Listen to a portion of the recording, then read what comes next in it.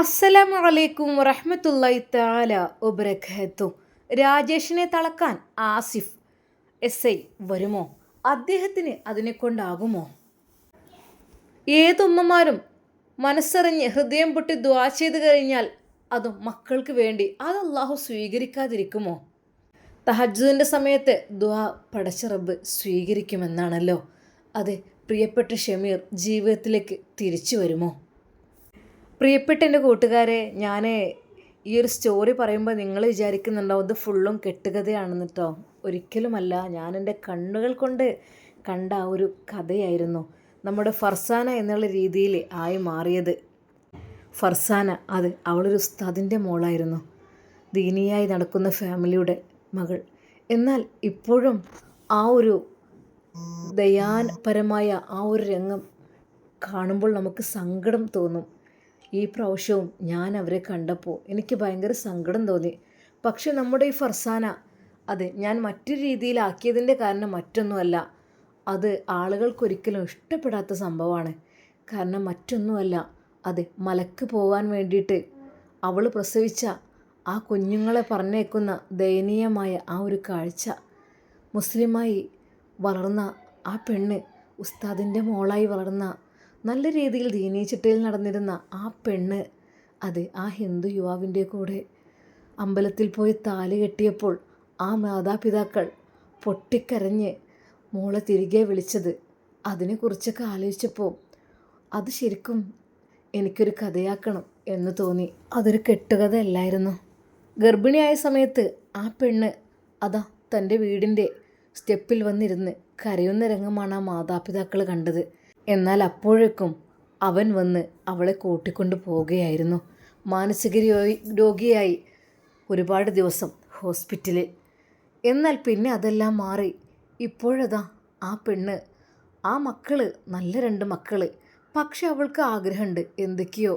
ആ കുട്ടിക്ക് തട്ടിട്ട് കൊടുക്കുന്നതായിട്ട് കണ്ടു. ഒരു പെൺകുട്ടിയും ആൺകുട്ടിയും ഉണ്ട്. ആ പെൺകുട്ടിക്ക് തട്ടമിട്ട് ഒപ്പനയിലൊക്കെ ചേർത്തുന്നത് കണ്ടു. അവളുടെ ആ ഒരു പഴയകാല ആഗ്രഹമായിരിക്കും ഒരുപക്ഷെ അതൊക്കെ.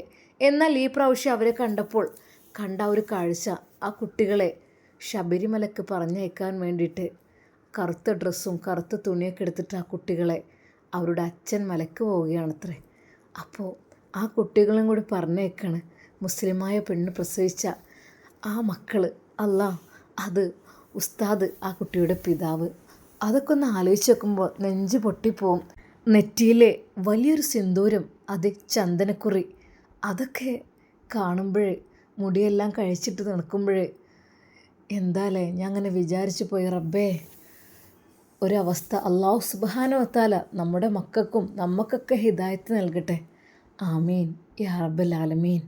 ആ ഒരു ദയനീയമായ കാഴ്ച കണ്ടപ്പോഴാണ് എനിക്ക് ഇങ്ങനൊരു സ്റ്റോറി പറയാൻ തോന്നിയത് കേട്ടോ.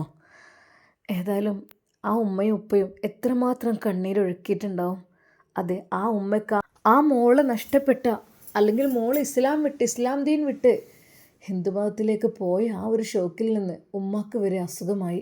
അവരിപ്പോഴും ജീവിക്കുന്നു, താഴെ മക്കളൊക്കെ ഉണ്ട്. പക്ഷേ മൂത്ത മോള്, ഏറെ ആറ്റുനോറ്റുണ്ടായ മൂത്ത മോള്, ആ പൊന്നു മോള്, ഏറെ പ്രതീക്ഷയോടെ ആകാംക്ഷയോടെ ജീവിതത്തിലേക്ക് കടന്നു വന്ന ആ പൊന്നുമോള് മദ്രസയിലൊക്കെ പഠിക്കാൻ നല്ല മിടുക്കിയായിരുന്നു.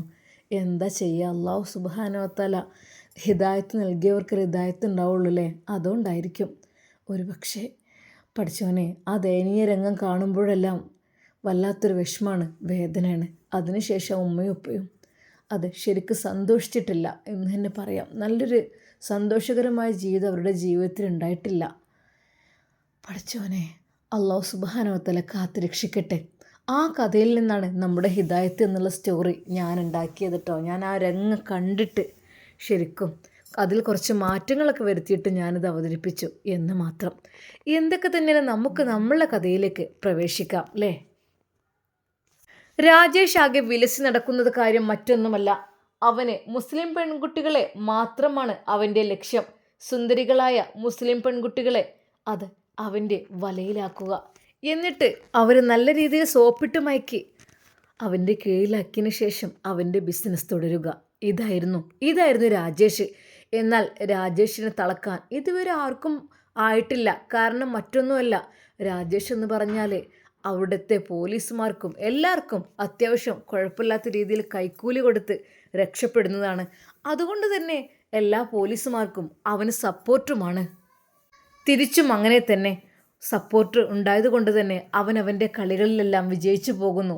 അവനെ തകർക്കാൻ എതിർക്കാൻ ഒരാൾക്കും കഴിഞ്ഞില്ല. എന്നാൽ ആസിഫ്, അതെ, എസ്.ഐ ആസിഫ് വന്നതുകൊണ്ട് ആ നാട്ടിൽ പല മാറ്റങ്ങളും ഉണ്ടാകുമോ? രാജേഷിനെ കൊടുക്കാൻ ആസിഫിനെ കൊണ്ടാകുമോ? ആസിഫ് ആലോചിക്കുകയാണ്. ആഹാ, അങ്ങനെ ഒരു ക്രിമിനലോ ഇവിടെ? ആർക്കെ ഭയപ്പെടുന്ന പോലീസുകാരോടായി അവൻ ചോദിക്കുന്നു. അല്ല, രാജേഷ് ആരാണ്? അവനെക്കുറിച്ച് എന്തറിയാം? അത് സാറേ, രാജേഷ് എന്ന് വെച്ചാൽ ഇവിടുത്തെയൊക്കെ എല്ലാവർക്കും നല്ല സപ്പോർട്ടീവായി കളിക്കുന്ന ഗുണ്ടയാണോ? എന്താ എന്താ നിങ്ങളുടെയൊക്കെ പ്ലാനിങ്? അങ്ങനെയുള്ള ക്രിമിനൽസിനെ വളർത്തുക എന്നാണോ പോലീസ് യൂണിഫോം ഇട്ട നിങ്ങളുടെയൊക്കെ ലക്ഷ്യം? അതാണോ ഉദ്ദേശം? നമ്മൾ ഈ പോലീസ് യൂണിഫോം ഇട്ടത് എന്തിനു വേണ്ടിയിട്ടാണ്? അതെ, നാട്ടിലുള്ള തെറ്റുകളെ തിരുത്താൻ, അതെ, കള്ളന്മാരെ പിടിക്കാൻ, അതുപോലെ എന്തെങ്കിലും അനാശ്വാസ പ്രവർത്തനങ്ങൾ ആരെങ്കിലും നടത്തുന്നുണ്ടെങ്കിൽ അത് തടയാൻ, ക്രിമിനലുകളെ അകത്താക്കാൻ, അങ്ങനെയൊക്കെയാണ്.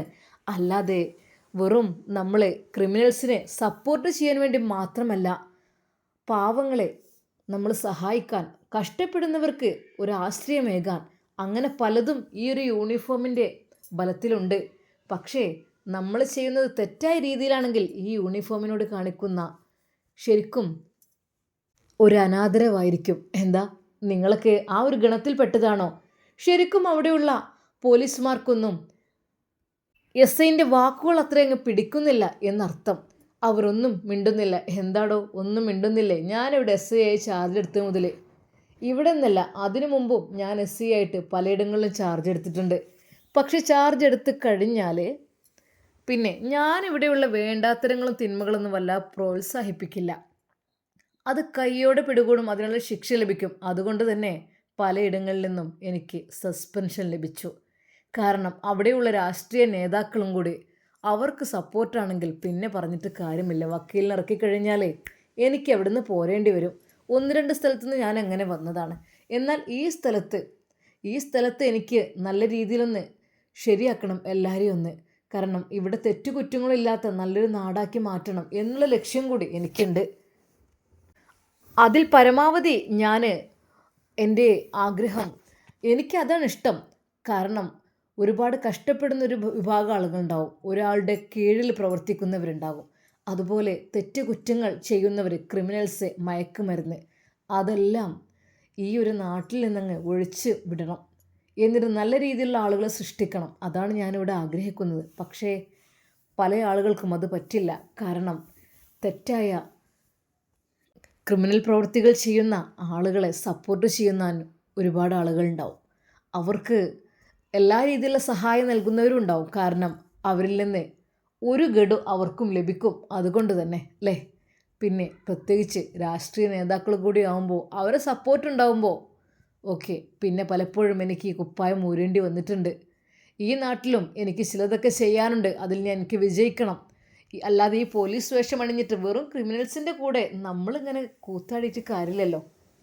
നമ്മൾ വെറുതെ എന്തിനാ? നമ്മൾ ഈ ഒരു യൂണിഫോമിനോട് ആദരവ് കാണിക്കണമെന്നുണ്ടെങ്കിൽ അതിൻ്റെ കറക്റ്റായിട്ടുള്ള ഒരു പ്രവൃത്തി നമ്മൾ ചെയ്യണം.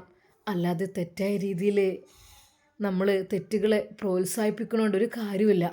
ഒരു മനുഷ്യനാകണം, മനുഷ്യന്മാരെ കണ്ടെത്തണം. അതെ, അതാണ് നമ്മുടെ ലക്ഷ്യം. പെട്ടെന്ന് തന്നെ അതാ എസ്.ഐ ജീപ്പിലേക്ക് കയറുന്നു. നമുക്ക് ഹോസ്പിറ്റൽ വരെ ഒന്ന് പോയി വരണം. പരിക്ക് പറ്റിയ ആ ഒരു മനുഷ്യനെ അതൊന്ന് കാണണം. അപ്പോൾ തന്നെ എസ്.ഐയുടെ കൂടെ 2 പോലീസുമാരും നേരെ അതാ ഹോസ്പിറ്റൽ ലക്ഷ്യമാക്കിക്കൊണ്ട് പോകുന്നു. എന്നാൽ അതാ പേരുകളും എല്ലാം ചോദിച്ചറിഞ്ഞപ്പോൾ ICUവിൻ്റെ മുമ്പിലായി നിൽക്കുന്ന ഗർഭിണിയായ പെണ്ണ്, അവളുടെ കൂടെ ഉമ്മ, അന്ന് പരാതി നൽകാൻ വന്ന ഉപ്പ, അവരെല്ലാവരും ഉണ്ട്. പോലീസ് അങ്ങോട്ട് വരുന്നത് കണ്ടപ്പോൾ ശരിക്കും ഉമ്മ എന്ന് ഞെട്ടി. പഠിച്ചോനെ! എന്നാൽ അതാ നമ്മുടെ ഷമീറിൻ്റെ ഉമ്മ, എന്തിനാ റബ്ബേ പോലീസൊക്കെ വരുന്നത്? എൻ്റെ കുട്ടിക്കെതിരെ എന്തെങ്കിലും കേസെടുക്കുമോ എന്നുള്ള രീതിയിലായിരുന്നു ആ ഉമ്മയുടെ ചിന്തകൾ. എന്നാൽ ഉപ്പ പറഞ്ഞു, പേടിക്കണ്ട, ഞാൻ സ്റ്റേഷനിൽ പോയിരുന്നു. അല്ല, എൻ്റെ കുട്ടിക്ക് നീതി കിട്ടുമോ? പെട്ടെന്ന് പോലീസ് അവരുടെ അടുക്കലേക്ക് വന്നു. ഉമ്മ എങ്ങനെയുണ്ട് മകൻക്ക്? ഉമ്മ ഇതല്ലേ? എൻ്റെ മോൻ്റെ കാര്യം സാരല്ലമ്മ, ഒക്കെ റെഡിയാകും കേട്ടോ. അങ്ങനെ ഇവിടെ അങ്ങ് വിലസാരി സമ്മതിക്കൂല. ഇതാര ഭാര്യയായിരിക്കും അല്ലേ? ഒരു നിമിഷം അവളെ ചൂണ്ടിക്കൊണ്ട് അത് പറഞ്ഞു. അത് അത് കുഴപ്പമില്ല കേട്ടോ, എല്ലാം റെഡിയാവും. Okay okay. ഡോക്ടറുടെ നിർദ്ദേശപ്രകാരം അത് അവനെ കാണുവാൻ വേണ്ടി ആവശ്യപ്പെടുന്നു. എന്നാൽ പോലീസ് ഒന്ന് നോക്കി. അത് ശരിക്കും നല്ല ശക്തമായ രീതിയിൽ കഴുത്ത് നല്ലോണം കയറിട്ടാണ് വരിഞ്ഞു മുറുക്കിയിട്ടുള്ളത്. ആ ഒരു കയറിൻ്റെ വണ്ണമുള്ള പ്ലാസ്റ്റിക് കയറിൻ്റെ ആ ഒരു വരകൾ അവൻ്റെ കഴുത്തിലൂടെ അത് മുറികളായിട്ട് രൂപാന്തരപ്പെട്ടിട്ടുണ്ട്. കൈകാലുകളിലും മുഖത്തുമെല്ലാം മുറിവ്. ശരിക്കും പോലീസ് തന്നെ ഒന്ന് ഞെട്ടിപ്പോയി. ഇതൊരു വലിയ കൊലപാതകത്തിനുള്ള ശ്രമമായിരുന്നു. പക്ഷേ തലനാരിഴക്ക് രക്ഷപ്പെട്ടു എന്ന് തന്നെ പറയാം അല്ലേ? ഡോക്ടർ പറഞ്ഞു. അതെ, ഇത് ഞങ്ങൾ ഒരിക്കൽ പോലും ഒരു ദിവസം പോലും ഇതിന് ഗ്യാരണ്ടി കൽപ്പിച്ചിരുന്നില്ല. കാരണം അത്രക്കും ആസന്നമായ രീതിയിലായിരുന്നു. ഒരു ശ്വാസത്തിൻ്റെ ഒരു തുടിപ്പ് മാത്രം. ഞങ്ങൾ സോറി പറഞ്ഞ് അവരോട് ഒഴിഞ്ഞു മാറാൻ പറയായിരുന്നു, സോറി പറയാൻ നിൽക്കുകയായിരുന്നു. എന്നാൽ അപ്പോൾ ഒരു പുലർച്ചെ ഒരു 5 മണി ആയപ്പോഴുണ്ട് ഒരു ശബ്ദം. അവന് സംസാരിച്ചു, കണ്ണുകളും തുറന്നു. അത് ഒരു അല്പം വൈദ്യശാസ്ത്രത്തിന് ഒരു ആശ്വാസമായി. സത്യമായിട്ടും അത് ഞങ്ങൾക്ക് തോന്നുന്നു ഒരിക്കലും വൈദ്യശാസ്ത്രത്തിന് ഇത് ഇത്ര പെട്ടെന്ന് അത് ആക്റ്റീവാക്കാൻ കഴിയില്ല. എന്തൊരു ശക്തി, എന്തൊരു പ്രാർത്ഥന. ഉമ്മയൊക്കെ ഉള്ളതല്ലേ, ഉമ്മമാരുടെയൊക്കെ പ്രാർത്ഥനയൊക്കെ ഭയങ്കര പവറാണല്ലോ. വിധിയെ വരെ മാറ്റിമറിക്കൂലേ എൻ്റെ ഡോക്ടറെ ഉമ്മയുണ്ടാകുമ്പോഴേ. ശരിക്കും ആസിഫ് ഡോക്ടറുടെ ആ ഒരു പക്വതയാർന്ന സംസാരം ഡോക്ടർമാരിലും ശരിക്കും അത്ഭുതമുളവാക്കി. എന്നാൽ വീണ്ടും അവനെ പോലീസ് ശരിക്കൊന്ന് പരിശോധിച്ചു. അപ്പോൾ ഇങ്ങനെയൊക്കെയാണ് കാര്യങ്ങളുടെ കിടപ്പ്. ആരൊക്കെ തന്നെ ഇതിൻ്റെ പിന്നിൽ പ്രവർത്തിച്ചിട്ടുണ്ടെങ്കിലും ആസിഫ് വെറുതെ വിടാൻ ഉദ്ദേശിക്കുന്നില്ല. അവർ നിയമത്തിന് മുമ്പിൽ കൊണ്ടുവന്നിരിക്കും. നേരെ ഉമ്മയുടെ അരികിലേക്ക് പോയി, ഉമ്മ നിങ്ങൾ വിഷമിക്കാതിരിക്കൂ. നിങ്ങളുടെ മകന് എന്തെങ്കിലും അപകടം പറ്റിയിട്ടുണ്ടെങ്കിൽ അത് ഞാനിവിടെ ഉണ്ടെങ്കിൽ അത് തീർത്തിരിക്കും. അത് എന്തായാലും അവനെ നിയമത്തിൻ്റെ മുമ്പിൽ കൊണ്ടുവരും. ഉമ്മാക്ക് എന്ത് ശിക്ഷയാണ് അവന് കൊടുക്കാൻ ആഗ്രഹിക്കുന്നത് ആ ശിക്ഷയും വാങ്ങിക്കൊടുത്തിരിക്കും. അത്രക്കും അതെ, ജീവൻ മരണ പോരാട്ടം നടത്തുന്ന നിങ്ങളുടെ ആ പൊന്നുമോൻ, ഉമ്മാക്ക് ആശ്രയമായിരുന്ന ആ പൊന്നുമോൻ എന്തൊക്കെ തന്നെയാലും ജീവിതത്തിലേക്ക് തിരിച്ചു വന്നിരിക്കും. അതിന് എത്രയൊക്കെ തന്നെ ക്യാഷ് ചിലവാകുകയാണെങ്കിലും അത് ഞാൻ ഏറ്റെടുത്തിരിക്കും. ഉമ്മ നിങ്ങൾ ഒന്നുകൊണ്ട് വിഷമിക്കണ്ട. പിന്നെ നിങ്ങളുടെ മകൻ്റെ കൊലയാളികളായ കുറച്ച് ആളുകൾ ഉണ്ടാവുമല്ലോ, അതെ, അവരെ വൈകാതെ തന്നെ ഞാൻ അറസ്റ്റ് ചെയ്തിരിക്കും. ആസിഫാണ് പറയുന്നത്.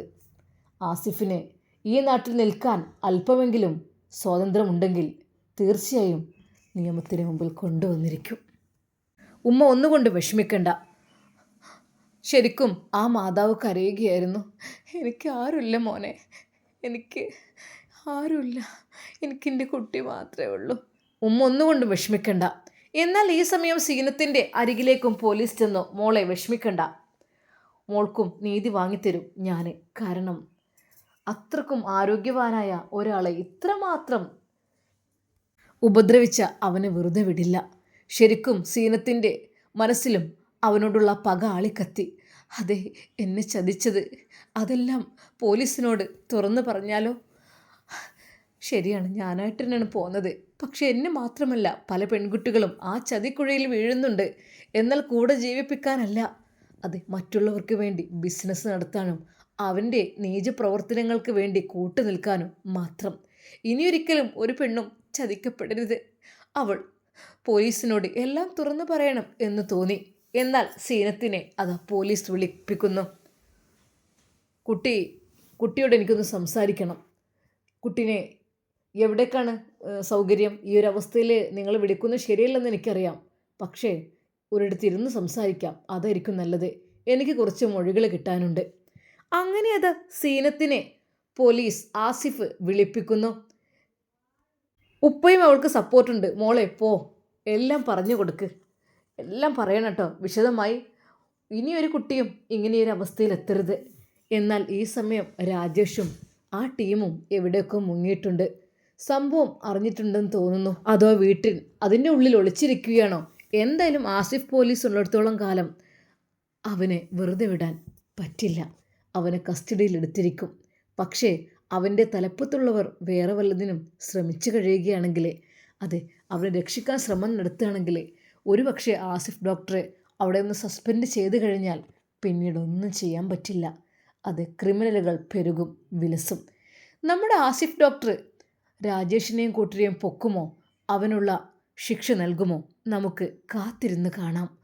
അതുവരേക്കും എല്ലാവർക്കും അസ്സലാമു അലൈക്കും വറഹ്മത്തുള്ളാഹി തആല വബറകാതുഹു.